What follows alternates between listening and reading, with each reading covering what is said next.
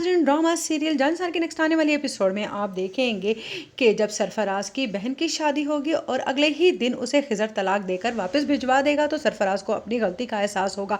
उस पर उसका बाप कहेगा कि देख लिया तुमने उस मासूम बच्ची फिजा पर जुल्म करने का नतीजा, अब तुम दोनों माँ बेटा बैठकर भुगतो। देखा तुम्हारी बेटी को तो एक दिन की ही ब्याई दुल्हन को तलाक हो गई है, अब क्या मुंह दिखाओगे तुम दुनिया वालों को कि क्या तुम्हारे बेटे के और तुम्हारी किए की सजा तुम्हारी बेटी को मिली है। जिस पर रो रो कर बुरा हाल कर देगी सरफराज की बहन और सरफराज को भी अपनी गलती का एहसास होने लगेगा कि उसने जो कुछ भी किया वो बिल्कुल भी ठीक नहीं था।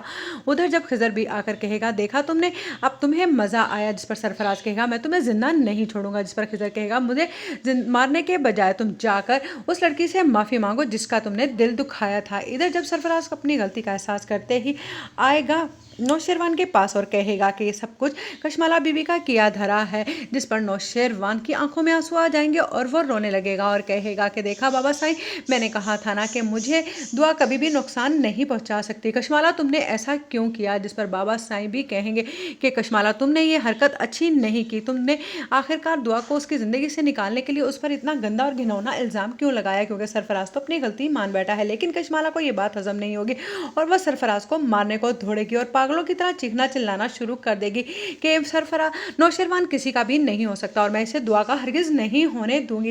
जैसे ही वो छुरी उठाकर नौशेरवान की तरफ बढ़ेगी तो उस पर जाफर कहेगा कि मुझे लगता है कि इनको मार देना चाहिए, ये पागल हो गई हैं। उधर आप देखेंगे कि दुआ एक बहुत ही प्यारे से बेटे को जन्म देती है। उस पर दुआ तो बिल्कुल खुश नहीं होती, लेकिन उसके माँ और बाप खुश हो जाते हैं कि शायद इस तरह से अब दुआ का घर बस ही जाए। नौशेरवान अगर बेटे की खबर सुनेगा तो वो वापस आ जाएगा, लेकिन फिजा कहेगी ऐसा हरगिज़ नहीं होने वाला क्योंकि इसने उसे धोखा दिया है।